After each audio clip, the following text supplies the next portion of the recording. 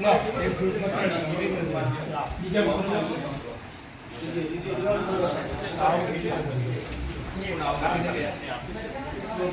ચલો બાળકો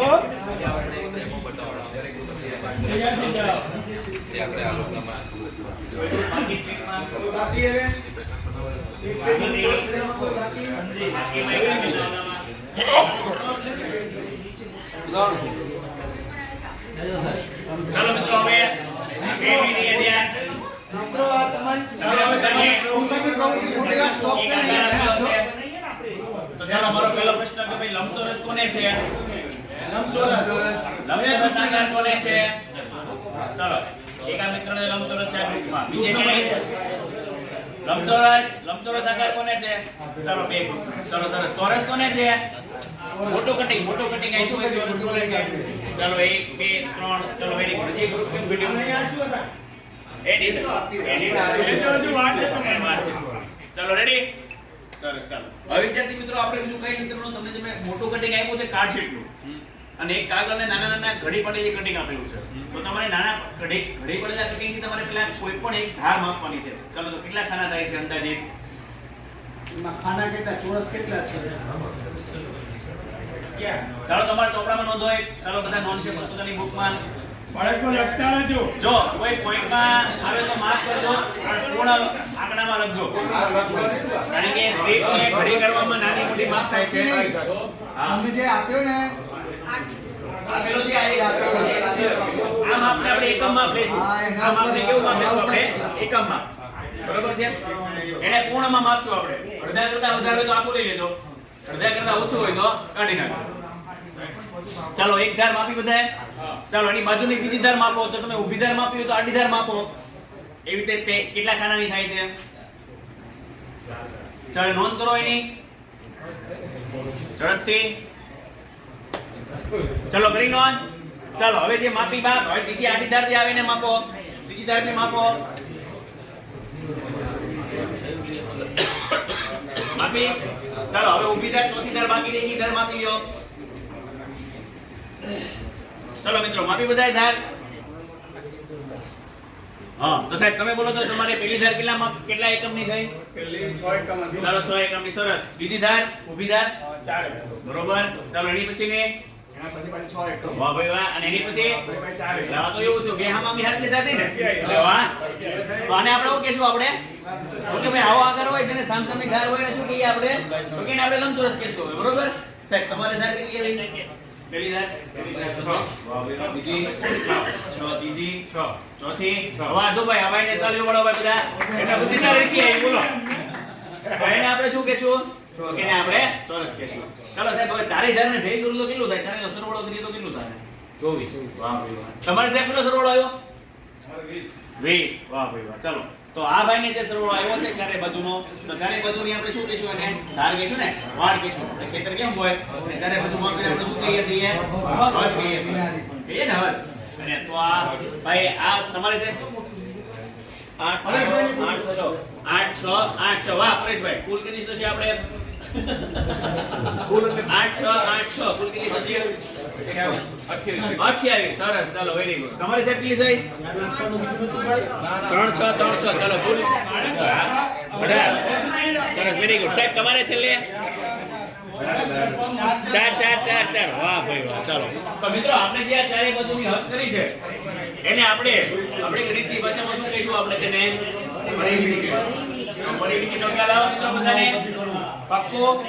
ચાલો સરસ. હવે તમને જે કટિંગ આપ્યા છે એ કટિંગ ની અંદર આ જે ખાના છે એ બધાને વ્યવસ્થિત જરૂર પડે નથી કટિંગ ને પૂરેપૂરું ભરી દેવાનું છે ખાનાથી. સમજાણું? ચાલો વધારે કટિંગ કરો. આના કટિંગ કરી કેટલા કટિંગ ન કરો તો બી ચાલશે. મને હવે કોઈને 5 6 ઇંચ છે તો 6 નું કટિંગ કરી આગે પટ્ટી મૂકી દે. બીજા પડકે 6 ની બીજી પટ્ટી મૂકી દે. એમ ભરો. ચાલો જરૂર પડે મને માંગે કટિંગ. પટ્ટી માંગો. ચાલો ઝડપથી. પટ્ટી ફ્રી છે. ખાના અંદર સમાય છે આપણે ગોતવાનું છે મિત્રો. આવા કેટલા ખાના અંદર સમાય છે? વાહ. ચલો કેટલા છે તમારી પાસે અત્યારે હાલમાં? ભલે તો ભૂલી જાઓ, ભરદાના કાપી નાખો. ઓકે ચાલો બધા કાપી, કારણ કે બીજાને જરૂર પડવાની છે. બીજાને જરૂર પડવાની છે કારણ કે મેં સરખા ભાગે આપ્યું છે પણ બધા સરખા ભાગે જરૂર પડવાની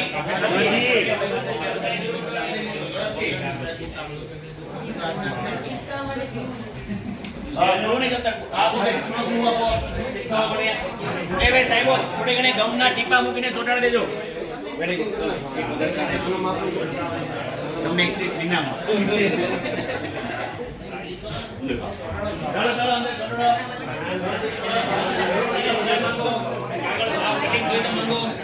પરિમિતિ માટે આપણે સૂત્ર તમે બનાવી શકો.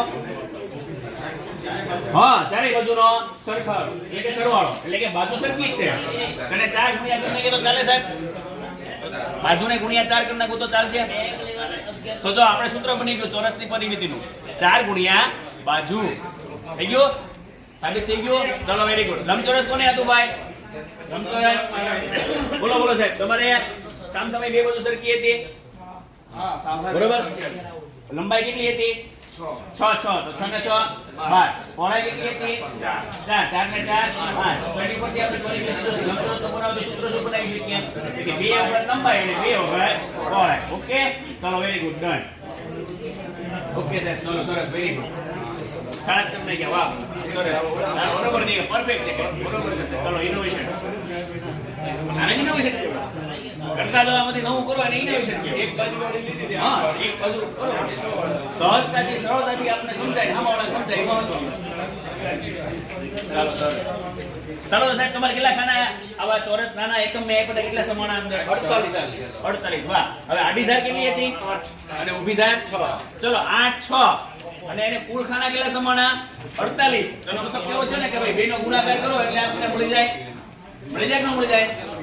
ચાલો સરસ. જો તો લંબચોરસનું ક્ષેત્રફળ મળી ગયું લંબાઈ ગુણ્યા તો હવે આપણે સૂત્ર ગોખવું પડશે નહીં.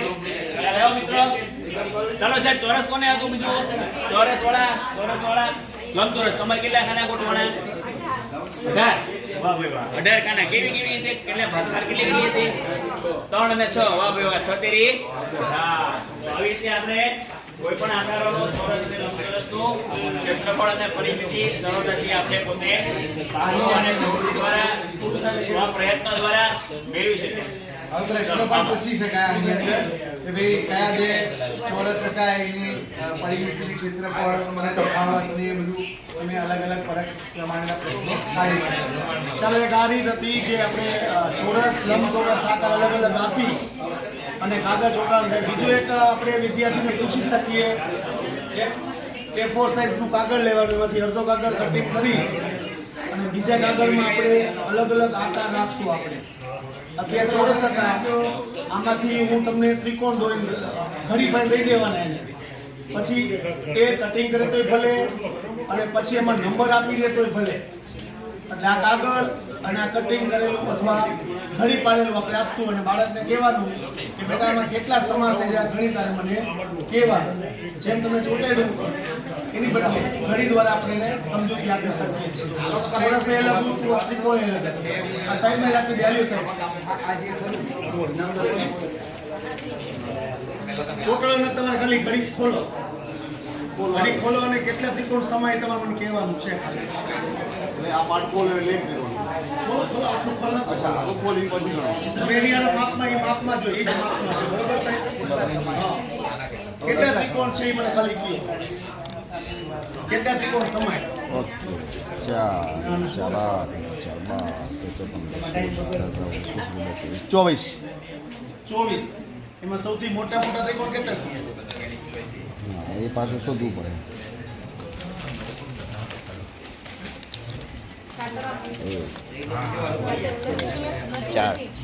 ચાર. Okay done. સરસ. મોટા મોટા અને નાના નાના ત્રિકોણ આ રીતે તમે અલગ અલગ પ્રશ્ન પણ પૂછી શકો કે મોટા મોટા ત્રિકોણ કેટલા સમાય અને નાના નાના ત્રિકોણ કેટલા સમાય. Okay done.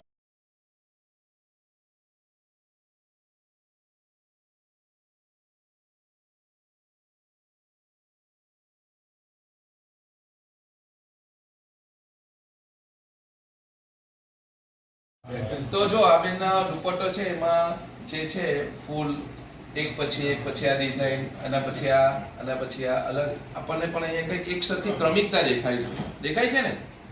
તો આને આપણે મિત્રો પેટર્ન કહી શકાય. એટલે વિદ્યાર્થીને આપણે પેટર્ન પર લઈ જવાના છે. તો એને પેટર્ન શું છે એને ખબર નથી. તો એક ડિઝાઇન પરથી કે આ દુપટ્ટો બેનના ડ્રેસની અંદર પણ એમના પેટર્ન જોવાય છે કે એમનો જે ડિઝાઇન છે તે એક પછી એક ક્રમિક એની અંદર પુનરાવર્તન થતું જોવા મળે છે. આ સાહેબના શર્ટની અંદર આ સાહેબના. ચલો તો મિત્રો હવે તમારામાંથી જે બેઠા છે એમાં તમને પેટર્ન જોવા મળતા એવા તમારા કપડા દુપટ્ટા શામાં પેટર્ન જોવા મળે છે? જેનો પેટર્ન છે તમારા પોતાના કપડા જુઓ. ચાલો તો હાર્ડ ઉપર કરો જેનામાં પેટર્ન હોય. Okay good. સરસ. તો થેલીમાં. સરસ. તો મિત્રો આ પેટર્ન ફક્ત ડિઝાઇનમાંથી જ નથી બનતી પરંતુ અંકોમાંથી પણ બને છે અને એબીસીડી માંથી પણ બને છે, સંખ્યાઓમાંથી પણ બને છે. તો આ આપણે ભૌમિતિક આકારોમાંથી પણ પેટર્ન બને છે. તો એના વિશે આપણે સમજવાના છે. તો ચાલો મિત્રો આપણે ધોરણ 4 નો એકમ પેટર્ન એમાં આપણે ક્રમિક સંખ્યા વિશે એક પેટર્ન આપણે પહેલે સમજીએ. મિત્રો બધા અહીંયા જ ઉભા એક નંબર આપો. બાળકને આપણે એ સમજાવવાનું છે કે કોઈ એક જૂથ હોય અથવા તો બ્લોકનું કોઈનું વારંવાર પુનરાવર્તન થતું હોય. આપણે જો નીચે લાદી હોય ટાઇલ્સ એની અંદર ગ્રીલની અંદર આ પણ આપણે એમને પ્રેક્ટિકલ સમજાવવાનું છે અને એમને એ સમજાવવાનું છે પુનરાવર્તન અથવા વિકાસાત્મક આવર્તન એટલે પેટર્ન ભાર. તો આપણે ડેમો આપણે અહીંયા સમજવાના છે. એ સીધા લાઈન નો કરે જો સીધી લાઈન બનાવજો તો મજા આવશે કારણ કે પાછળ જવાનું છે આપણે. ભલે 1 થી 15 અંક આવે તો 1 થી 15 1 થી 10 લાઈન આવે તો 1 થી 10 રાખો. 2 પછી 3 3 પછી 4 4 પછી 5 સીધા આ છોડી દો. નું કઈ કામ થોડા ઓકે ચાલો.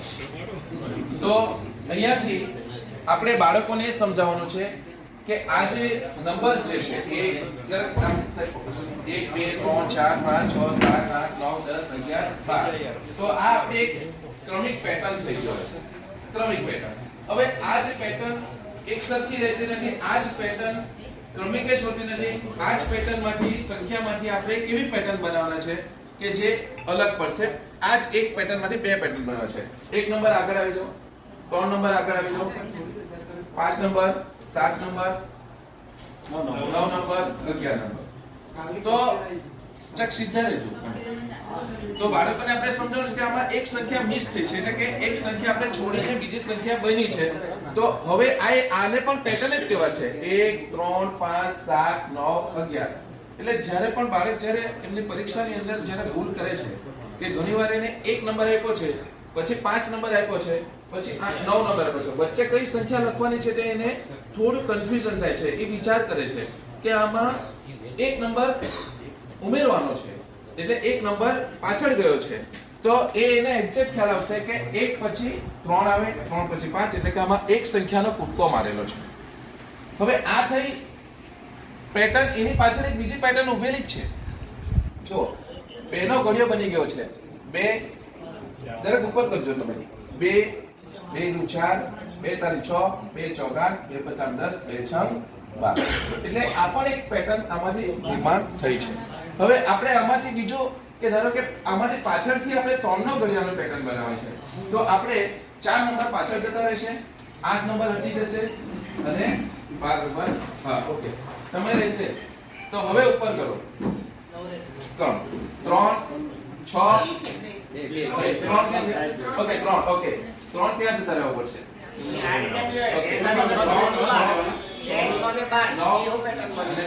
થઈ ગયું.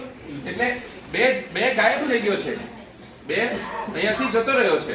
એટલે પરીક્ષામાં પૂછાય ધારો કે 2 પછી બ્લેન્ક 6 પછી બ્લેન્ક પછી 12, તો વચ્ચે કયો અંક મૂકવાનો છે? બાળક જ્યારે કન્ફ્યુઝન. તો આવી રીતે પ્રેક્ટિકલ આપણે એમને બતાવીએ ને તો ત્યારે એક્ઝેક્ટ એને ખબર પડી જાય છે કે 3 પછી 6 પછી 9 પછી 12. આ પણ એક પેટર્ન થઈ કહેવાય. એટલે કે પેટર્ન સમજાવવા માટે આપણે બાળકને આવી રીતે પ્રેક્ટિકલ જ્ઞાન આપીએ તો એને એક્ઝેક્ટ આમાં કઈ સંખ્યા વચ્ચે ગાયબ છે, કઈ સંખ્યા કેટલા કૂદકા માર્યા છે, કઈ સંખ્યા ઉમેરવાની છે, એક્ઝેક્ટ એને ખ્યાલ આવી જશે. Thank you.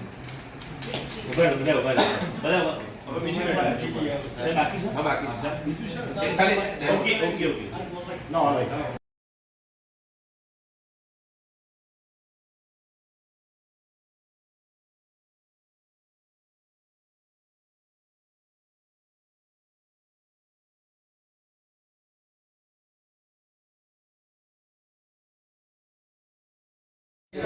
સામ સામે એક સાત 7 4 11 ને 1 12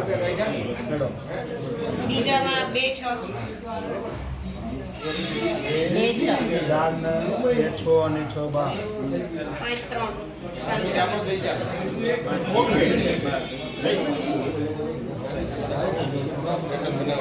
3 સામ સામે જે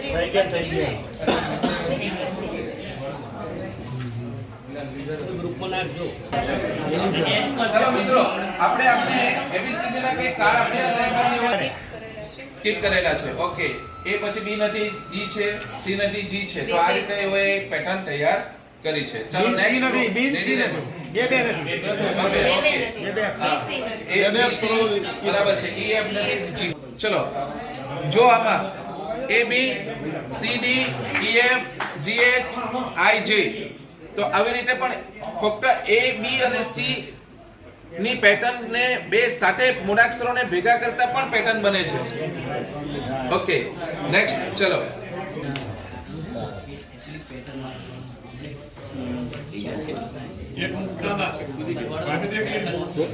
પેટર્ન પાછળ 5 તે પેલી પાછળ 5 બસ ચાલો ચલો બીજું ગ્રુપ પાછળ એક આપ્યું છે. બંને ટુકડા કેવા હતા? નાના મોટા. બંને બિલાડીને ન્યાય મળ્યો ખરો? ના. વાંદરાની જગ્યાએ તમે હોય તો બિલાડીને ન્યાય અપાવવા માટે શું કરશો? ભાગ તમે સરખા કરો. તો આ સરખા ભાગ કરવા, કોઈ બી વસ્તુના બે સરખા ભાગ કરીએ અને એમાંથી દરેક જે ભાગ બને છે એ અડધો ભાગ કહેવાય છે. આના માટેની આપણે પેલી પ્રવૃત્તિઓ પણ હવે આપણે આ ચેપ્ટરમાં સમજવાની છે. દરેક ગ્રુપને એક એક દોરો આપવામાં આવે છે. અહીંથી પછી જે સૂચના આપવામાં આવે એ પ્રમાણે આપણે કામ કરતા જઈશું.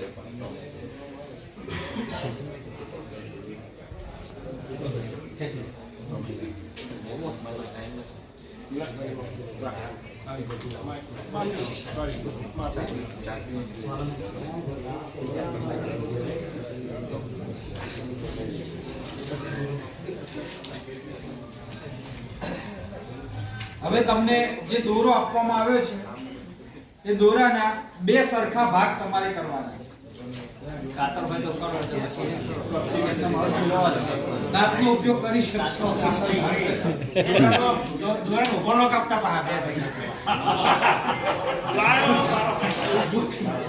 ઉભો છે.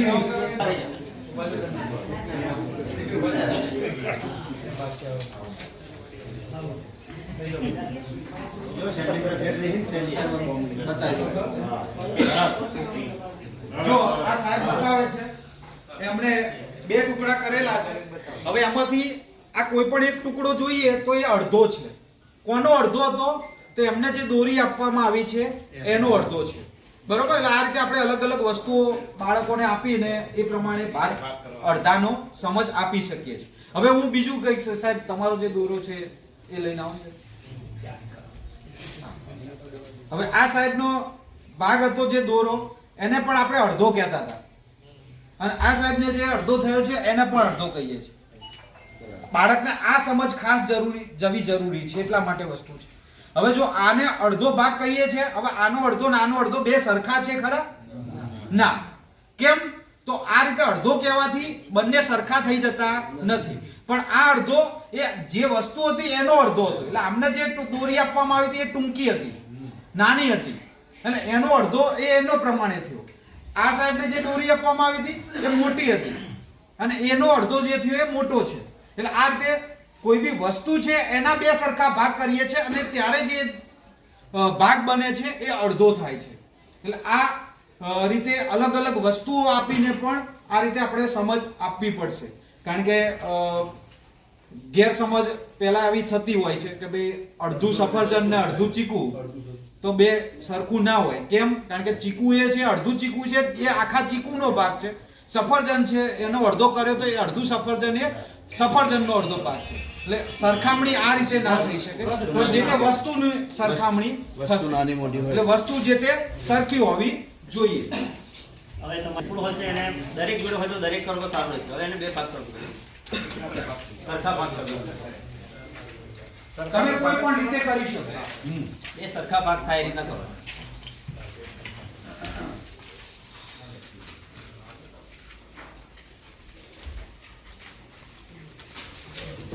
એને વાળી ગણો છો, કાપતા નહીં. ખાલી વાળી ગણો. ગણી પાડો. કપાઈ ગયા લાંબી રહી.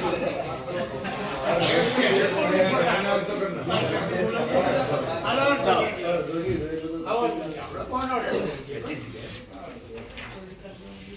હવે કાગળમાં બી તમે જોશો કે દરેકના કાગળમાં બે જો આ ભાઈ ઊંચા કરો સાહેબ જરા. એમને એમની બુદ્ધિ દ્વારા અલગથી કટિંગ કર્યું છે. બધાએ પેલા સાહેબે આડો ભાગ કર્યો છે. આ બાજુ તો આપણે જોઈ શકીએ છીએ આ એક વસ્તુના બે સરખા બે ભાગ કર્યા છે.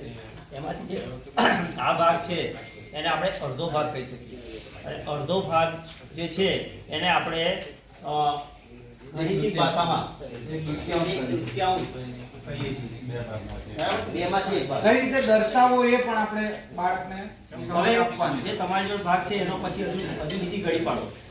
એના ચાર ભાગ કરો.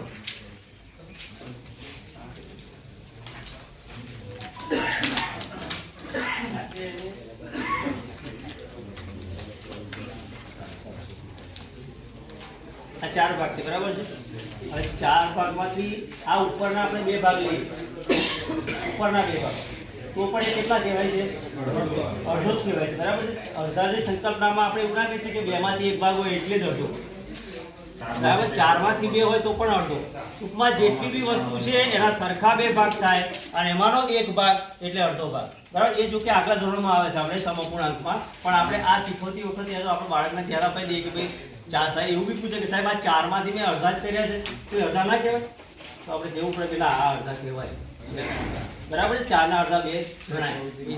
બરાબર છે? હવે આ જે તમને ચાર ભાગ આપ્યા છે એમાંથી કોઈ પણ એક ભાગમાં તમારે રંગ કરી દેવાનો. રંગ કરી દો. બોર્ડર બનાવશો તો પણ ચાલે. આ રીતે કોઈ પણ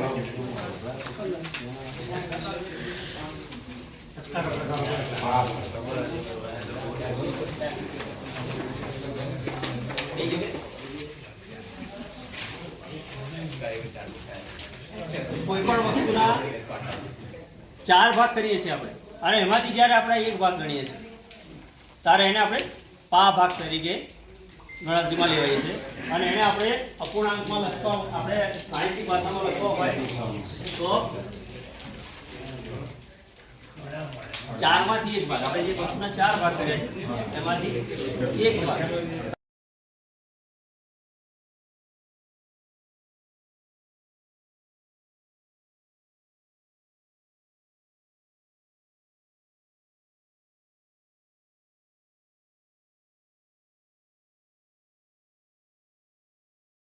ભાગાકાર શીખીએ ચાલો સૌ છોકરાઓ ભાગાકાર શીખીએ એક એકુ એક ને બે એકુ બેયા એક એકુ એક ને એકુ બેયા એક એકુ એક ને બે એકુ બેયા એક એકુ એક ને બે એકુ બેયા પાછું પાછું પચી થાય છે છતરી પાછે પાછે પચી થાય છે છતરી દસેદાન સોરે થાય ભણીએ નિશાળમાં દસેદાન સોરે થાય ભણીએ નિશાળમાં ચાલો સૌ છોકરાઓ નિશાળમાં ચાલો સૌ છોકરાઓ ભણીએ નિશાળમાં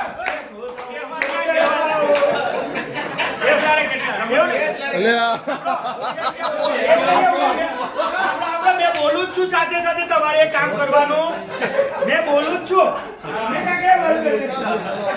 ચલો ચાર ચાર ની જોડી થાવ ટીમલી રે રમીએ ચાર ચાર ની જોડી થાવ ટીમલી રે રમીએ ચાર ચાર ની જોડી થાવ ટીમલી રે રમીએ ચાર ચાર ની જોડી થાવ ટીમલી રે રમીએ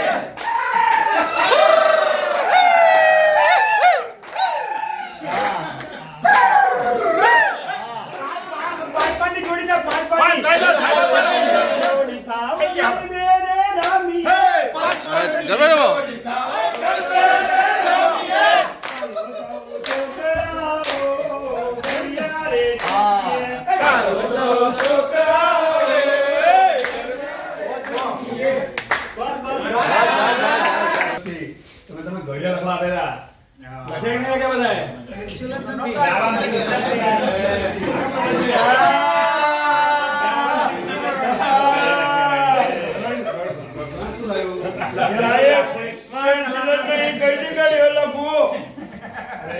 તમને ખબર નથી આપણે અહીંયા લાલો રામા ચાલે છે.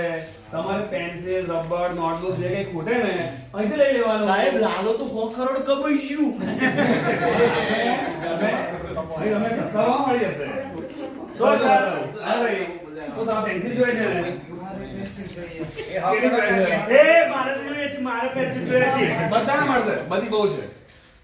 ચાલ તું લઈ લે હેડ પહેલા બે પેન્સિલ આપો ને ચાલો ચાલો. એ પૈસા નહીં હતા હોકરના વ્યાજમાં ત્યાં ચાલુ નહીં આમાં જો, પાણી આવી જાય ને એટલા માટે. અહીંયા આગળ જો ભાવ લખ્યો છે પેન્સિલ કયા રૂપિયાની છે? 5 રૂપિયા કેટલી જોઈએ તમારે? બે લાવો.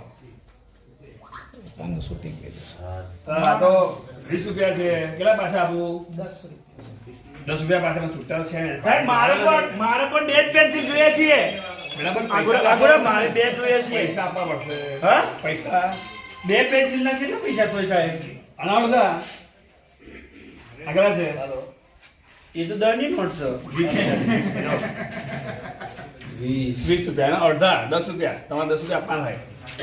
પણ ઓને તો કશું નહીં આપ્યું એને બધા લઈ લીધા હા મારે 10 રૂપિયા પાછા આપવાના છે. લે સાહેબ તમે મને આપો ને બે પેન્સિલ હા લો ચલો બે પેન્સિલ લઈ લો. મારા આ ધન તમારે 10 પાછા આપો. મળી ગયો હું લેસન લખીશ હો સાહેબ આગળ આગળ. તારું નહીં જોયું તો કશું થાય મારે પણ સંતો લેવાનો છે સંચો લેવાનો છે. સંચાનો ભાવ કેવો છે જુઓ તો? 4 રૂપિયા અને તમારે કેટલા સંચા લેવા છે? મારે 2 અચ્છા લો પૈસા લાવ્યા છો ને?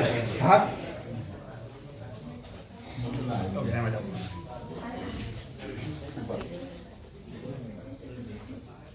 હાલો લો તમારે કેટલા પાછા લેવાના છે? પાછા લેવાના થશે છૂટા તો લાવ્યા નથી મેં.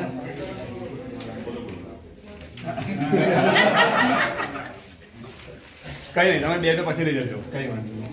મારે સંચો લેવાનો છે અચ્છા તમારે કેટલા સંચા લેવાના છે? મારે એક સંચો લેવાનો એક સંચો લેવાનો છે તો મારે 2 રૂપિયા લઈને આપવાના જ છે. છે મારી પાસે પૈસા નથી પૈસા ઉછી ના પણ તું તો કાલે આવી જજો મગનના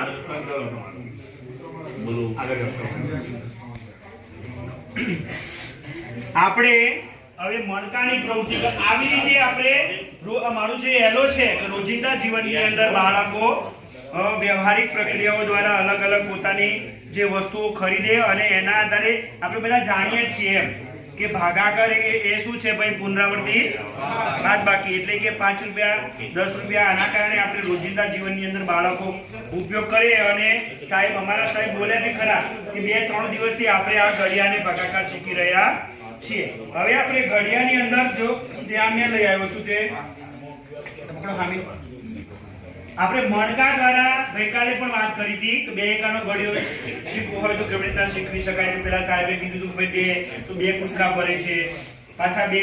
હવે અહીંયા હું સીધો 10 એકા પર પહોંચી ગયા. બહુ બધા દિવસથી આપણે ઘડિયા શીખતો 9 એકા સુધી તો આવી ગયા છીએ. હવે અહીંયા હું તમને અહીંયા ભાઈ નમુ સદાલા બોલા પકડવાનું નહીં ભાઈ તું તો હા છે. જો આ કેટલા ઘડિયા આ કેટલા મણકાથી ગણતો આ રહે ગુડિયા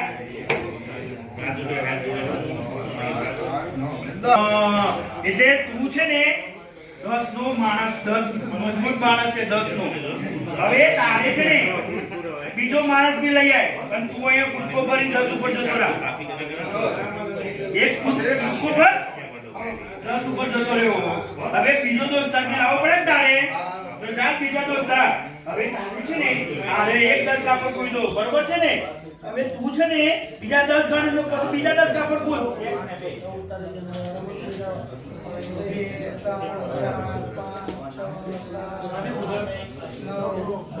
અરે આની પાછળ જે કૂદો વાત મારવા દો 10 દુ 20. જો મિત્રો આવી રીતે આપણે 10 તારીખ 30 10 ચોક 40 10 બાળકો લઈને આવી રીતના આપણે કૂદકા ભરીએ અને સરળતાથી રમતા પણ આપણે ઘડિયા શીખવી શકીએ છીએ. એટલે 2 પ્રવૃત્તિ અમે સાથે રોજિંદા જીવનની અને સાથે ઘડિયા દ્વારા ઘડિયા કેવી રીતના શીખવી શકાય એ મણકા દ્વારા પ્રવૃત્તિ કરાવી અને આવી રીતે આપણે ઘડિયા શીખવી શકાય છે. અમારી પાસે 5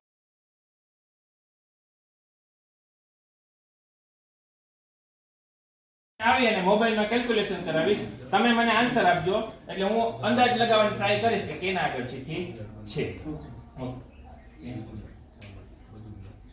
હું બહાર જાઉં છું તમે આપી દો એટલે મને બોલાવી દેજો.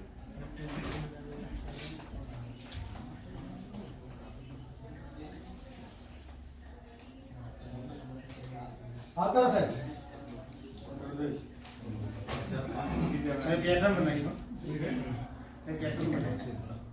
ચાલો આપી દીધી ઓકે. ચાલો હવે કેલ્ક્યુલેશન કરો. તમને યાદ છે ને તેને 3 નંબરની કેને આપી કેને 4 નંબરની આપી કેને 5 નંબરની આપી બરોબર. કારણ કે તમે ભૂલ કરશો તો મારી ભૂલ થશે. ચાલો રેડી ઓકે. હવે જેને તમે 3 નંબરની ચિઠ્ઠી આપેલી છે ને એ અંક તમારા મોબાઈલમાં કેલ્ક્યુલેટરમાં ટાઈપ કરો. અહીંથી 1 ચાલુ થાય છે અહીંથી 1 એટલે રાખો કે તમે 4 નંબર આપી હોય તો 4 એમાં ટાઈપ કરો.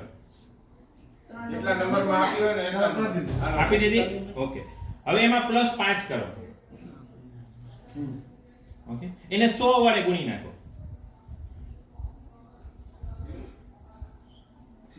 હવે જે પ્રક્રિયા કરો ને વચ્ચે બરાબર કરતા જજો બરાબર પ્રેસ કરતા જજો નકર જવાબ બદલી જશે ઓકે. હવે 3 નંબરની તમે પ્રોસેસ પૂરી કરી નાખી ને ઓકે. હવે એમાં પ્લસ કરી 4 નંબરની જે ચિઠ્ઠી આપેલી છે ને એનો જે ક્રમ છે ને એમાં પ્લસ કરો. જે જવાબ આવ્યો એમાં 4 નંબરની જેને ચિઠ્ઠી આપેલી છે એ જેનો અંક છે એ એનામાં પ્લસ કરો.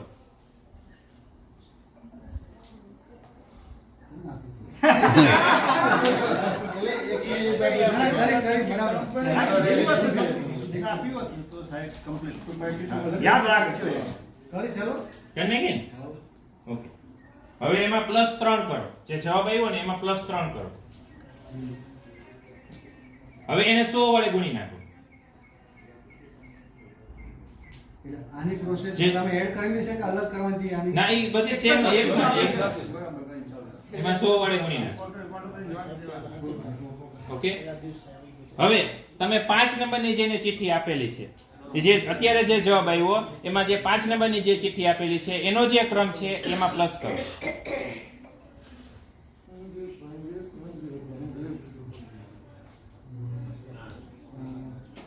તમે આમ અમુક જકી ઓકે ચાલો આમાં થઈ ગયું. હવે એમાં +2 કરો. કર્યો? હવે જે ફાઇનલ જવાબ આવ્યો એ મને લખાવો. બે આંકડા બોલશો તો ચાલશે. 1,08,04 100 અલ્પવિરામ 804 100 804. ઓકે. હવે હું ટ્રાય કરું છું કે મને એ વ્યક્તિ જેને ચિઠ્ઠી આપેલી છે મળી જાય. તો પહેલા આપણે 5 માંથી ચાલુ કરીએ. 5 નંબરની ચિઠ્ઠી કેને આપેલી છે? સાહેબ લાવો. આજે થઈ જાય. 5 નંબર. હવે આપણે ત્રીજાની ચિઠ્ઠી કેને આપેલી છે એ ટ્રાય કરીએ.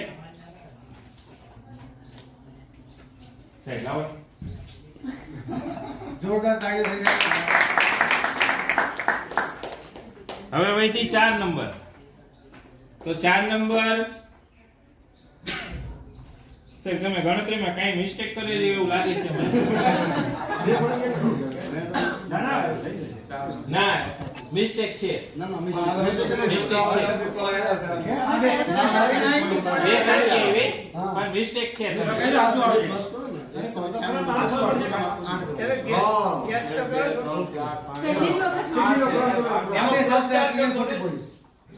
કોને તમે નંબર આપેલો ને એ વ્યક્તિ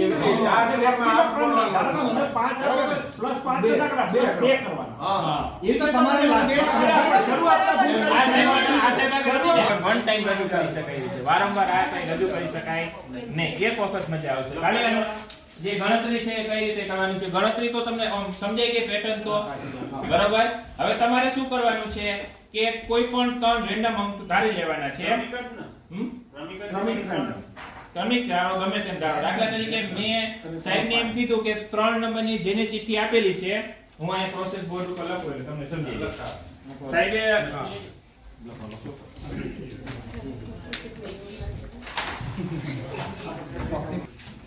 બરોબર એટલે 7 થયા. પછી મેં એને 100 વડે ગુણાવ્યા એટલે થઈ ગયા 700 થઈ ગયા. પછી સાહેબને મેં 4 નંબરની જે ચિઠ્ઠી આપી હતી એમાં પ્લસ કરાવી. દાખલા તરીકે સાહેબે 6 નંબરની આપી હતી એટલે 6 પ્લસ કર્યા. પ્લસ મેં મારો એમાં રેન્ડમ આંકડો 3 નાખ્યા એટલે ત્યાં 709. રેડી. પાછા મેં એને 100 વડે ગુણાવ્યા એટલે થઈ ગયા 70,900. પછી સાહેબે જેને 5 નંબરની ચિઠ્ઠી આપી હતી દાખલા તરીકે એને આપી હતી 8 નંબરની બરોબર. અને પછી મેં મારો એમાં રેન્ડમ આંકડો 2 છે એ એડ કરાવ્યા એટલે થઈ ગયું 10 બરોબર. હવે મને 5 આંકડામાં જવાબ નથી મળ્યો. મને 6 આંકડામાં 5 આંકડામાં જવાબ મળ્યો. મારે એને 6 આંકડા કરવા હોય એટલે આગળ હું 0 એડ કરી દઈશ અને 2 ના ગ્રુપ પાડી દઈશ બરોબર. આ 2 ના ગ્રુપમાંથી મેં જે નંબર એડ કરાવ્યા હતા એ બાદ કરતો જઈશ. મેં પેલા 5 એડ કરાવ્યા હતા તો આમાંથી 5 બાદ કરી નાખો એટલે જવાબ આવ્યો 2 એટલે 2 નંબરની એને પહેલી ચિઠ્ઠી આપી હતી. આ 9 છે. 9 માંથી મેં એને 3 એડ કરાવ્યા હતા તો આથી 3 બાદ કરી નાખી એટલે જવાબ આવ્યો 6 બરોબર. એટલે 6 નંબરની બીજી ચિઠ્ઠી આપી હતી. આ 10 છે. 10 માંથી હું 2 બાદ કરી નાખી છે એટલે 8 તો 8 નંબરની એને ત્રીજી ચિઠ્ઠી આપી હતી. સિમ્પલ છે ખાલી કેલ્ક્યુલેશન. અને હું 100 વડે શું કામ ગુણાવું છું? દાખલા તરીકે 7 ને હું 100 વડે ગુણું બરોબર એટલે 700 થઈ જાય એટલે મારે એકમ અને દશકનો અંક છે એ 0 0 થઈ જાય એટલે મારે જે નવી પ્રોસેસ કરવાની હોય અહીંયા આવી જાય. ઓવરલોડ થાય એટલે સીધો કરવા લાગે છે. કરે છે સીધો થોડો દુબઈ છે. થોડોક દીપો. ઓકે હજી પાછી માટી નાખો અંદર.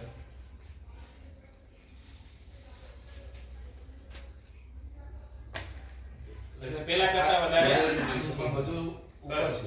ઓકે હવે આને આખો ભરી દયો. ડૂબી જશે.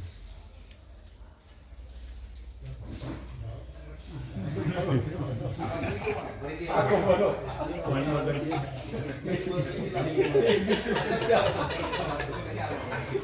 દોસ્તા લોકોને પૂછો પણ હવે તો રહી ગઈ. શું છે? હજુ જગ્યા છે એટલે તરસે. આપણે ટ્રાય કરીએ ચાલો સરખો બોલો. ડૂબી ગયો છે. ડૂબી ગયો ને સાહેબ પેલા તરતો હતો હા અને હવે ડૂબી ગયો હા કેમ એવું થયું એને તરત નતું આવડતું. કોઈને ખબર છે પેલા તરતો હતો. લાઈફ જેકેટ નહીં પહેરાય.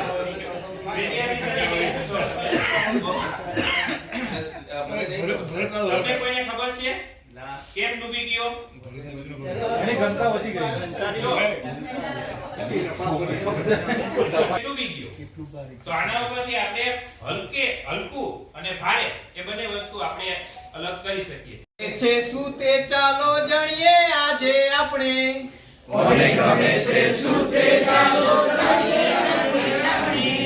માહિતી ભેગી કરીને લખીએ ચોપડામાં આજે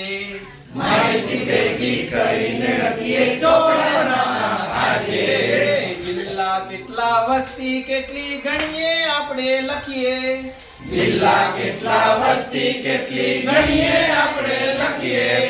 કરશો ના કોઈ ભૂલ તેમાં સાચી વિગત ભરીએ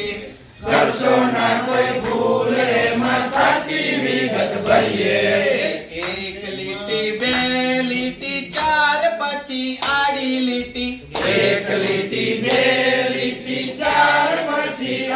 લીટી આવૃત્તિ ચિહ્નની જો ભાઈ ચાલી કેવી ગાડી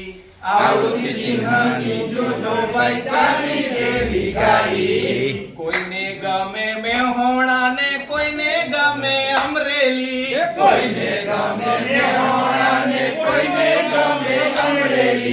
ચાટ બનાવી જોજો આ વાત છે બહુ ઘેરી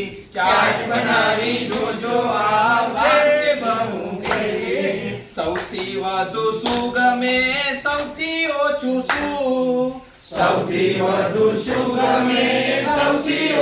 શું ચાર્ટ જોઈને કેજો તમે બાકી રહ્યું શું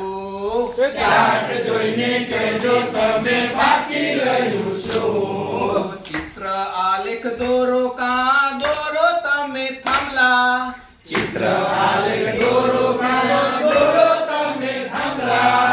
આટલું કામ કરશો તો ગણિત લાગે સહેલું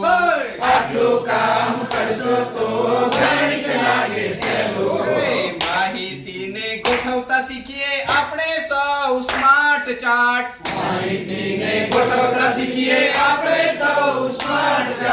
ગણિતમાં બની જઈશું આજે આપણે સૌ સ્માર્ટ જોરદાર તાલીમ કુલભાઈ મારા જઈ જાઓ ભાઈ.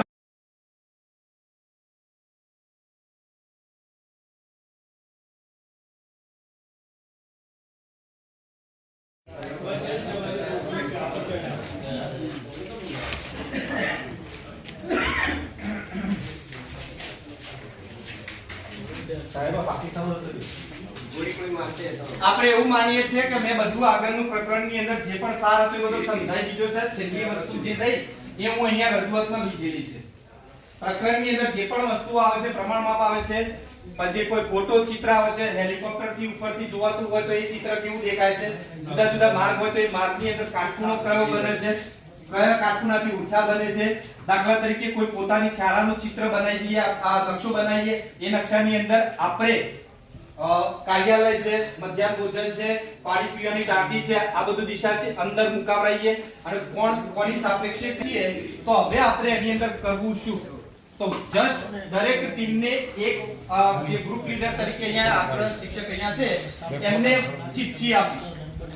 એ ચિઠ્ઠીની અંદર તમારે એક પ્રશ્ન છે, એ પ્રશ્ન તમારે આ નકશો જે દેખાય છે એની મદદથી તમારે પૂરો કરવાનો છે. બરાબર? એટલે હું ગ્રુપ 1 એવું નથી, તમારો આ પ્રશ્ન છે. તમે વાંચો, જુઓ, કોઈ વાંધો નહીં. 2 3 4 5 6 અને 7. તમે તમારો પ્રશ્ન વાંચો અને અહીંયા રજૂઆતમાં આપણે એક એક પ્રશ્ન અહીંયા રજૂ કરીશું અને કેવી રીતે કર્યું એને આપણે બતાવો.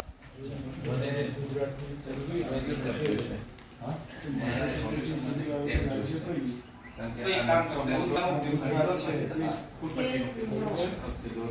દોરો અહીંયા ક્યાં કરતો પાછળ દોરી અને સ્કેલ બી લાવો.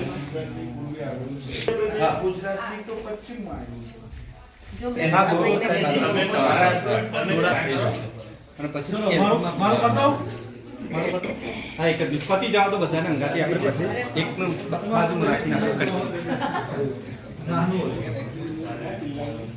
એટલે કોઈ ફોટો કેમ નહીં પાડતો હવે પાકિસ્તાનમાં દંડ પડે ને? હા વિપુલભાઈ વાત કરું છું. પ્રશ્ન કોનો લેવા? હા લઈ લો. તો કોલકાતા કયા દરિયા કિનારે આવેલું છે? એટલે કાલે એટલે મેં કોલકાતા પાસે ઊભો છું, એની બાજુમાં બંગાળની ખાડી આવેલી છે. બરાબર છે? તો બંગાળની ખાડી જે દરિયા કિનારો છે ત્યાં કોલકાતા આવેલું છે. હવે મને બીજો પ્રશ્ન એવો પૂછ્યો છે કે બીજું એક રાજ્ય એવું શોધો કે જે દરિયા કિનારે હોય તો હું ગુજરાતમાં જઈશ. બરાબર છે? તો ત્યાં અરબી સાગર સમુદ્ર જે છે એના કિનારે આપણું આ ગુજરાત આવેલું છે. ચલો આ પ્રશ્ન રજૂ કરવાથી બાળકોમાં શું ફાયદો થશે? તમે આ રજૂઆત કરી ફાયદો બાળકોને શું થશે? એના દિશાઓ ખબર પડશે. મૌખિક રીતે કહેવું અને નકશા સાથે કહેવુંમાં ફરક પડે. હા, ઓકે સર એને સ્થાનની ખબર પડશે પહેલા. બરાબર છે? અને એ કયા દિશામાં આવેલું છે, કયા બાજુ છે, ડાબી જમણી, એ પણ એને ખબર પડશે. ચલો બીજી એક વસ્તુ સાંભળજો કે તમને જે પ્રશ્ન આપ્યો છે મેં એવો એક પ્રશ્ન તમારે પાછળ બનાવવાનો છે. તમારે એવો બીજો જાતે બનાવવાનો. બીજું એક વસ્તુ કે સાહેબ તમને જે પ્રશ્ન આપ્યો કે દાખલા તરીકે કોલકાતા કયા દરિયા કિનારે છે, મતલબ કોલકાતાના દરિયા કિનારે દરિયાનું નામ લખવાનું, બંગાળની ખાડી. તમે તમારું પસંદગીનું દરિયા કિનારે હોય એવું એક બીજું રાજ્ય તમે શોધ્યું. હવે તમે એમાં એ પણ એડ કરી શકો કે તમે જ્યાં હતા ત્યાંથી કઈ દિશામાં આવ્યા, મતલબ તો આ પણ એની અંદર વધારાનો એક પ્રશ્ન તરીકે તમે આ પ્રવૃત્તિમાં જોડી શકો છો. તો એક પ્રશ્નનું આપણે અહીંયા કામ પૂરું થયું. બીજો કોઈને તૈયાર હોય તો સાહેબ બોલો. મારો પ્રશ્ન એવો હતો કે તમારું મોં ઉગમની દિશા તરફ રાખો. આપણે બાળકને જ્યારે નકશો સમજાવીએ ત્યારે આ ઉત્તર દિશા કઈ છે, આપણે જે ઉપર દિશા હોય ઉત્તર બતાવીએ છીએ. બરાબર છે? આપણે જમણા હાથ ઉપર છે એ આપણે પૂર્વ બતાવીએ છીએ અને ડાબા હાથ વાળી પશ્ચિમ છે. તો મારું મન શું કહેવાય કે ઉગમ દિશા તરફ છે. હવે હું ઉત્તર તરફ જાઉં છું એટલે હું થોડો ટર્ન થાઉં છું અને ઉત્તર તરફ હું એમપી માં જાઉં છું, મધ્યપ્રદેશ. તો મારી પાછળ જે રાજ્ય આવેલું છે નીચેનું દક્ષિણમાં, તો દક્ષિણમાં છે મહારાષ્ટ્ર. તો સાહેબનો જે પ્રશ્ન છે એ પ્રશ્નના આધારે બાળકને આપણે દિશાઓનો ખ્યાલ, ઉગમની દિશા કઈ બાજુ છે એનો પણ ખ્યાલ આવી જાય અને રાજ્યનો તો આવવાનો છે નકશાના આધારે, તો દિશાઓનો ખાસ સમજી શકે. અને આ પ્રશ્નો આપણે CET માં બધી જગ્યાએ આવે છે. ચાલો સાહેબને વાત કરીએ એ પ્રમાણે પારિભાષિક શબ્દ છે ઉગમનું અને આથમનું.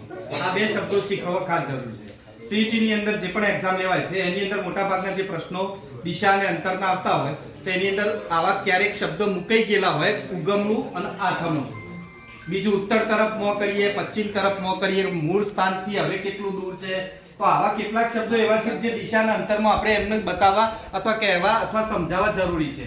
બીજી એક વસ્તુ ખાસ કે આપણે જે ગંતવ્ય સ્થાન ઉપર આપણે પહોંચી ગયા છીએ તો એની દક્ષિણ દિશા એટલે માત્ર કોઈ એક રાજ્ય નહીં હોય, ઘણા હશે. હવે દક્ષિણ દિશા એટલે આપણો પાછળનો ભાગ આપણે એવું જ વિચારીશું તો આ બાજુનો ખૂણાવાળો પણ લેશે તો આપણે સાચો જવાબ માનીશું ના, વિદ્યાર્થી તરીકે આપણે એવું વિચારીએ કે હું જ્યાં ઊભો છું ત્યાંથી મારી દક્ષિણ દિશા એટલે મારો બેક સાઈડનો ભાગ, બધો પાછળનો ભાગ. પાછળના ભાગમાં પણ હું કઈ ભાગને દક્ષિણ દિશા તરીકે કહું? હું એમ કહી શકું કે કોલકાતા મારા દક્ષિણમાં છે, મધ્યપ્રદેશના. તો કઈ સંકલ્પના માટે આપણે જવું પડશે ખૂણાઓ સાથે. શેના સાથે? ખૂણાઓ સાથે. એટલે સાથે સાથે દિશાઓ સાથે ખૂણાઓનો પણ ખ્યાલ આપણે ત્યાં સ્પષ્ટ કરાવી શકીએ છીએ. ચલો બે પ્રશ્નો. ત્રીજો પ્રશ્ન સાહેબ. પહેલા પ્રશ્ન તમારો રજૂઆત. લક્ષ્યની અંદર કોઈ પણ બે શહેર પસંદ કરો અને બે શહેર વચ્ચેનું અંતર માપો. અંતર માપ્યા બાદ 1 સેન્ટીમીટર બરાબર 10 કિલોમીટર થાય છે તો તેનું વાસ્તવિક અંતર જણાવો. તો હું અહીંયા ગાંધીનગર અને જયપુર બે શહેર પસંદ કરું છું. Okay sir. કોક બીજાની મદદ લે. ઠીક છે.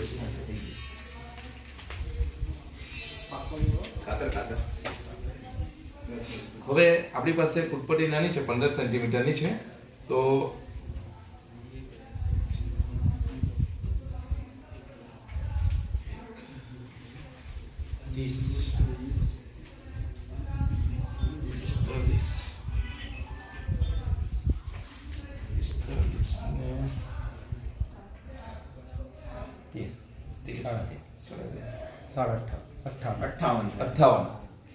હવે 58 સેન્ટીમીટર એનું માપ થયું છે. હવે વાસ્તવિક અંતર તો 1 સેન્ટીમીટર બરાબર 10 કિમી. તો બાળક થોડું વિચારશે કે 58 સેન્ટીમીટરને હું કિલોમીટરમાં કેવી રીતે કન્વર્ટ કરું. તો આપણે એને ગુણાકાર શીખવ્યો છે, એટલે આપણે 58 ગુણ્યા 10 એટલે કે 580 કિલોમીટર અંતર થશે. ચલો, નકશાની સાઈઝ વધે, મતલબ એનું જે આપણે ફલક છે, આ ફલક બહુ મોટું રાખ્યું છે. ફલક જેમ ઘટાડતા જઈએ એમ એના પ્રમાણ માપમાં કોઈ ફેરફાર થશે? આપણે હાલ આમને જો મેં પહેલા 100 કિલોમીટર કર્યા હતા. આ નકશાના આધારે મેં 1 સેન્ટીમીટર બરાબર 100 કિલોમીટર કર્યા હતા. પછી મને થોડું એવું સમજાયું કે જો સાહેબે આટલું અંતર લીધું ને 58 સેમી આયા, તો 58 ગુણ્યા હું 100 કરું તો 5800 કિલોમીટર થાય. હવે જયપુર થી ગાંધીનગર થી જયપુર 5800 કિલોમીટર તો વાસ્તવમાં શક્ય સર નહીં. તો ક્યારેક એવી વાસ્તવિકતા પણ જોડવી જરૂરી છે કે જે એના નજીકમાં હોય. એટલે જેમ ફલક મોટું થતું જાય છે એમ એના પ્રમાણ માપના આધારે પણ એના પ્રમાણ માપ થોડા ઘણા બદલાતા હોય છે. પૃથ્વીનો ગોળો હોય ત્યારે વસ્તુ જુદી છે. ત્યારે તમે જોશો તો ગુજરાત અને જયપુર અથવા જે રાજસ્થાન આ બંને એકદમ નજીક હશે, એક નખ કરતા પણ નાના હશે. તો ત્યાં એની અંદર આપણે પ્રમાણ માપ કેવી રીતે રાખવું, પ્રમાણમાં ઉદ્ભવ્યું છે તો એનો જવાબ કેવી રીતે મેળવવો, અને વાસ્તવિક રીતે એ બે શહેરો વચ્ચેનું અંતર પણ આપણે ઓનલાઈન જો આપણી પાસે ડિજિટલ વ્યવસ્થા હોય તો ગૂગલ મેપમાં આપણે બે પોઈન્ટ આપણે ટિક કરીએ તો એ બંને વચ્ચેનું વાસ્તવિક અંતર આપે છે. બોલો સર, એના સિવાય જે ભૌગોલિક પરિસ્થિતિ છે, દરિયા છે, મેદાન છે કે પહાડી વિસ્તાર છે, તો જમ્મુ કાશ્મીર થી આપણે દિલ્હીનું માપીએ તો એના રોડ છે એ સીધા નહીં જતા હોય, એટલે ઈ બેમાં બહુ ડિફરન્સ આવશે. હા, ચોક્કસ. આપણે જે અહીંયાથી નીચેના વિસ્તારમાં માપીએ તો ઈ લગભગ એની અંદાજિત સરખો આવી શકે. એટલે બેનનું કહેવું એવું છે કે એ પ્રમાણે કે પર્વતીય વિસ્તાર હોય, મેદાની ભાગ હોય કે એવા વિસ્તારોની અંદર આપણે એના રોડ ની અંદર બીજું માપવાની પદ્ધતિ પાછી કેવી છે. તમે અહીંયા જુઓ ટીએડીએ ભરી બધાય રસ્તાનું માપ બને છે, બરોબર. હવે તમે માનો કે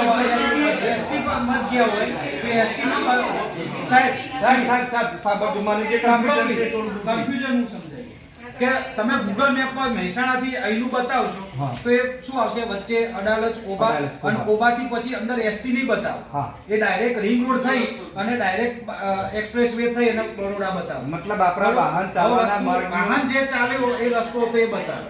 એસટી ની અંદર તમે જોશો તો એસટી જ્યાંથી આવે છે એ રોડ જે હશે એનો એસટી નું એ પ્રમાણે એને અંતર કાપેલું છે.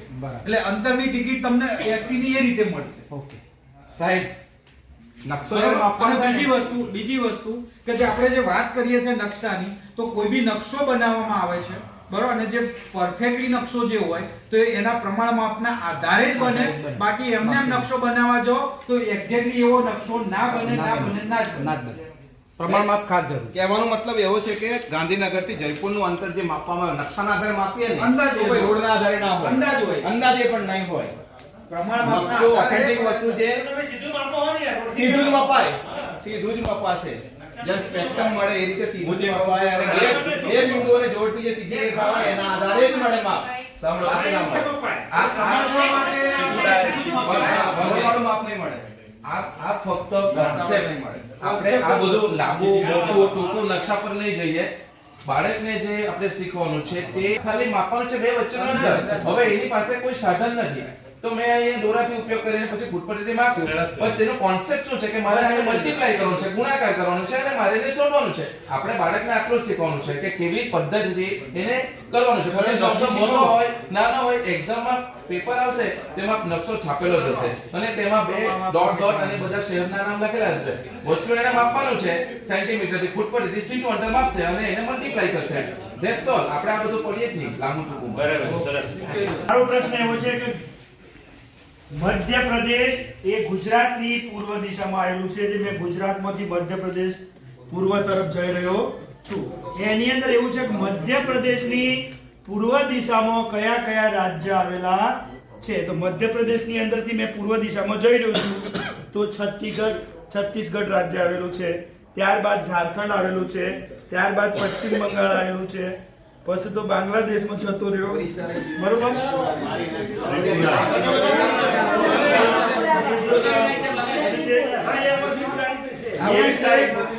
મ્યાનમારમાં જતો રહ્યો. તમે નાખી દો પણ તમે એવું ના, કહેતા કે ના, આમથી સીધું, આમ જઈએ. સીધું. ના, ના, વાંકો નહીં જવાનું. બરાબર છે. સીધા જ. ભાઈ, સાંભળજો. સાંભળજો. આ પ્રશ્નથી વિદ્યાર્થીઓને શું શીખવવાનું છે? મારે એ જતન નહીં શીખવવાનું. પાટનગર મને એક જગ્યાએ એવું કહેવામાં આવ્યું હતું પાટનગર છે. તો ગુજરાતનું ગાંધીનગર, તો મિઝોરમનો આઈઝોલ.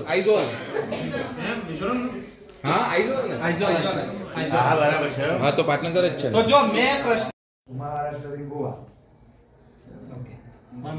ચાલો, આના વિદ્યાર્થીઓને તમારો પ્રશ્ન પૂછવાનો. હું તો તમારી અનુલક્ષીને પ્રશ્ન બનાવ્યો.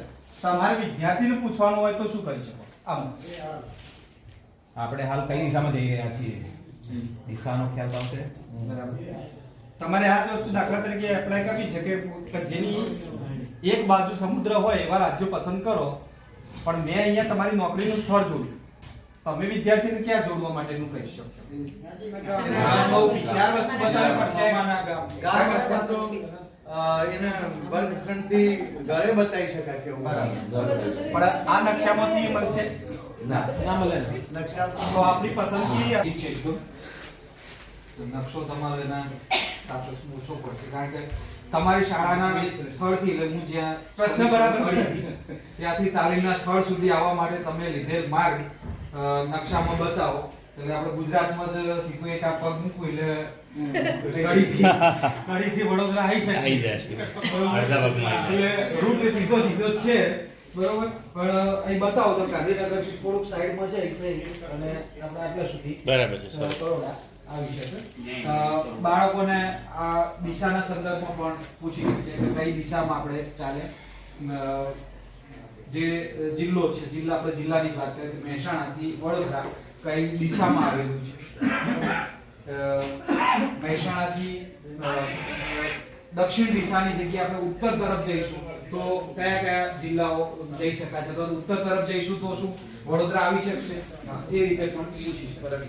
ચલો પ્રશ્ન ઓકે.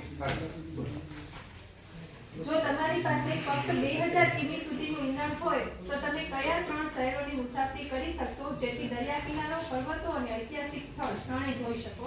આપણે વડોદરા છીએ તો ત્યાંથી જ વિચારીએ તો પ્રશ્ન સમજાય. પ્રશ્ન તમારી પાસે 2000 કિલોમીટર ફરી શકો એટલું જ ઈંધણ મતલબ પેટ્રોલ કે ડીઝલ છે, મતલબ સીએનજી કે જે પણ વાપરતા હોય. આ 2000 કિલોમીટરમાં તમારે એવા સ્થળો પસંદ કરવાના છે 3 કે જેમાં પર્વત આપવો જોઈએ, દરિયા કિનારો આપવો જોઈએ અને કોઈ ઐતિહાસિક સ્થળ આપવું જોઈએ. તો બંને માર્ગે જઈ શકાય. પશ્ચિમમાં સૌરાષ્ટ્ર તરફ પણ જઈ શકાય તો પણ ત્રણેય મળશે. પર્વતમાળા મળશે, દરિયા કિનારો મળશે અને ઐતિહાસિક સ્થળ પણ મળશે. અને દક્ષિણ માર્ગે પણ જઈ શકાય કે સાપુતારા અને મહારાષ્ટ્રના આપણે અજંતા ઇલોરાની ગુફાઓ ને એ બધું. એટલે એમાં પણ આપણે ઐતિહાસિક સ્થળ ને દરિયા કિનારો, પર્વત એ ત્રણેય મળી શકે. તમે 3 સ્થળ બોલો. તમારા પસંદગીના સ્થળોમાંથી બોલો. તમે સાપુતારા પસંદ કરો. જશું. 2000 કિલોમીટર તમારી હા, પાસે. સાપુતારા જશું, પર્વતમાળા મળશે. અલગ અલગ જ 2000 કિલોમીટર પૂરા કરવા જ છે. એટલે સાપુતારા જશું, પછી મુંબઈ જશું અને પછી અજંતા ઇલોરાની ગુફાઓ માટે આપણે ઔરંગાબાદ જશું. એટલે ત્રણેય સ્થળ છે એ મળી જશે. ચલો આગળ કોઈને પ્રશ્ન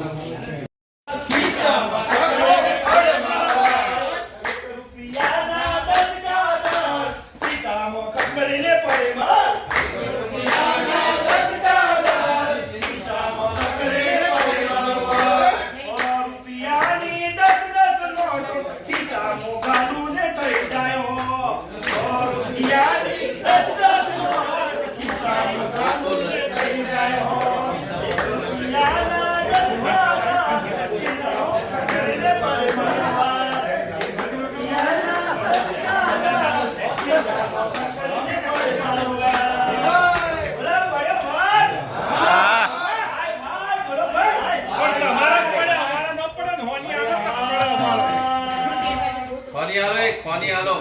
અમારા વટ પડી જાય. લાવો સાહેબ. આ જલ્દી તો ભરાય કરો તો કોઈ ગાવું નહીં ભરાવો યાર. આજે એક નવું કરી આપણે. હા તો કશું નવું કરો સાહેબ. અપૂર્ણાંક તો હોભળ્યું નહીં ભાઈ તમે કે હોભળ્યું તો અપૂર્ણાંક. હા ભાગ તો સાહેબ જોડો હોય. ભગવાન કે જોડો. આજે મસ્ત કામ આપણું. હા અલા આપણે બેઠા હતા દર્શીએ. ઓ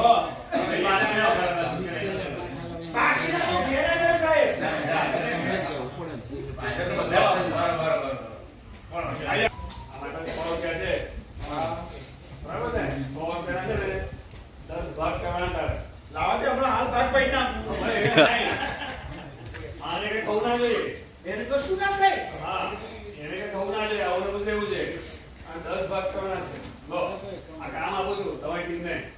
જલ્દી કરી વેલાઓ તો આપણે પેલા ભીખા કાકા પણ જીએ વ્યાપારી કેજો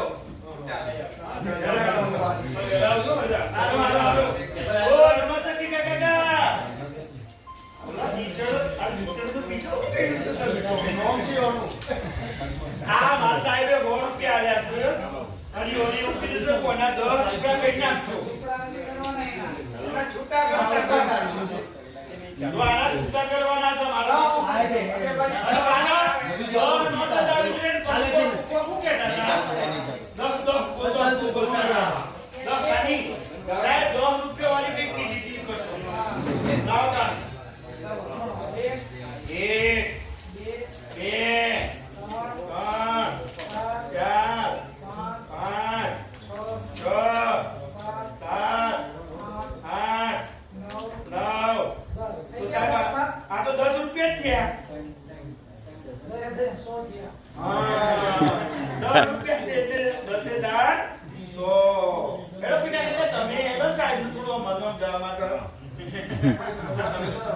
અમે તો વેપારી ને પડી ગયા. સારું લાવો તો તાળું મારું કે નહીં સ્વાગત આવો. તમે શું આયા બતાવો. અમે અમને આ એક 10 રૂપિયાના નોટો આપી. 10 રૂપિયાની તમે ઘણી કરી છે. 10 નોટો છે. 10 નોટો છે. 10 છે. એટલે 100 રૂપિયાના થાય દો ભાગ તો કે તો ભાગ છે ને. આમ તો ભાગમાં એક ભાગ આપવો હોય લાગણી નોટો છે ને. એક ભાગ આપવો હોય તો પછી બધું ખોબે લગાડવા પડે. ના બધોનું કોમે લગાડીએ. હવે બધા ગ્રુપવાળાને અમે આ એક નોટ આપીએ છીએ મોટી 1000 ની. બંધ થઈ ગઈ એટલે જ આવે છે. બંધ થઈ ગઈ એટલે જ આપું છું. આવે દરેક ગ્રુપે એક રૂપિયાના 17 રૂપિયા બને આપવાના છે. એક રૂપિયાના 17 1 2 બીજું ગ્રુપ કઈ છે?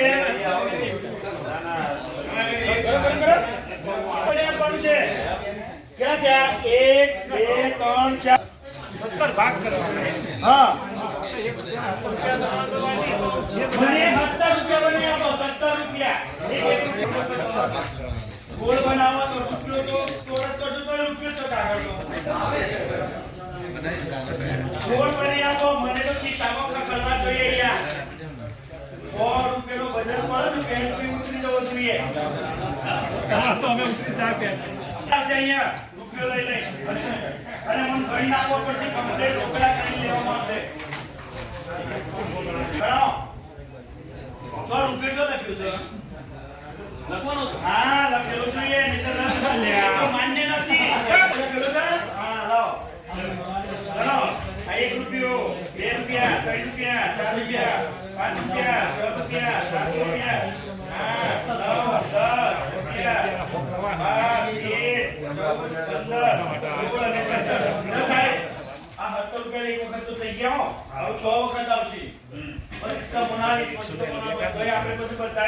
તમારે 17 તૈયાર રાખજો બધા.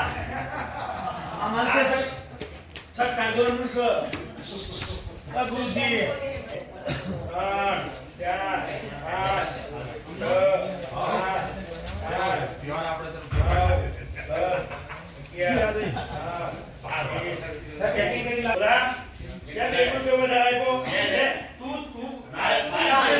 8 તારી ઈમાનદારીનું તને પુણ્ય.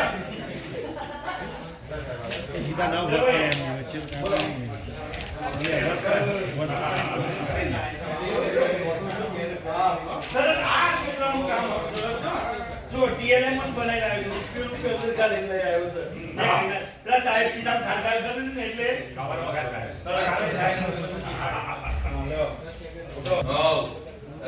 મને કણ સાહેબ ને કણ આવો છો બોલ ને સર ઠીક है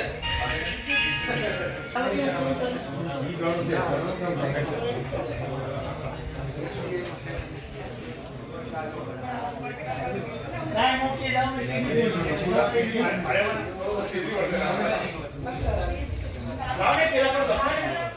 એક ગ્રુપ ને 15 રૂપિયા કીધા અને બાકીના બધા 5 ગ્રુપ ને આપણે 17 રૂપિયા કીધા એટલે કે એક રૂપિયાના કેટલા થઈ ગયા કેટલા ભાગ થયા ગણ્યા 100 ભાગ થયા મતલબ કે આપણે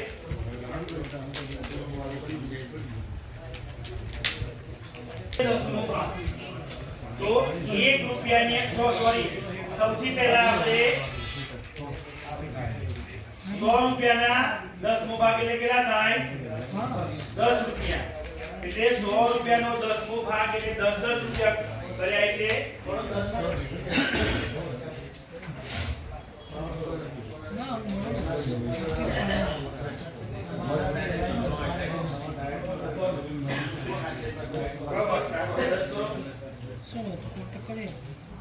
मतलब के आ 100 રૂપિયાના કેટલા ભાગ પાડ્યા આપણે 10 ભાગ પાડ્યા અપૂર્ણાંક ની અંદર બાળક શરૂઆત છે કે બાળકો અપૂર્ણાંકમાં લખી શકે છે અને ત્યારબાદ આ 0.0 આને દર્શાવો અપૂર્ણાંકમાં દર્શાવો તો કેવી રીતે દર્શાવી શકે બોલો 0.10 તમને પૂછું છું 0.1 એ દર્શાવો સ્પષ્ટ બરાબર મુખ્ય થઈ ગયું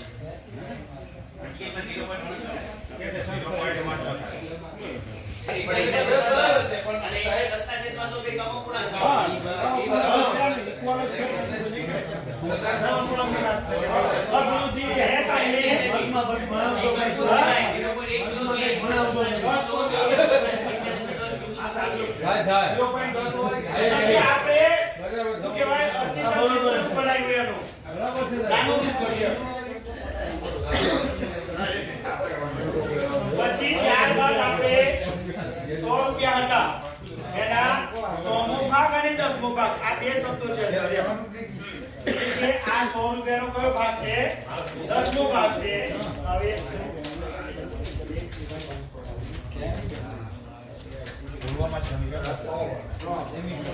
1000નો ભાગ કેટલો થાય